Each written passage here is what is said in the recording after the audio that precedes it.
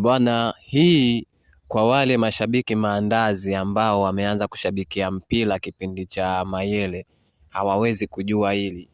Yanga 2012 Yanga walifungwa goli 5-0 na magoli hayo yalitengenezwa na Emmanuel Okwi, mshambuliaji hatari kuwahi kutokea katika ligi yetu. Okwi ambaye magoli hayo yote 5 yeye ndo aliyatengeneza, 2 alifunga yeye mwenyewe, maana la kwanza alifunga yeye Okwi, la pili alifunga Felix Sunzu kama mnakumbuka, la tatu alifunga tena yeye mwenyewe Okwi, la 4 alifunga Juma Kaseja, alafu la 5 alimaliza kufunga Patrick Mafisango.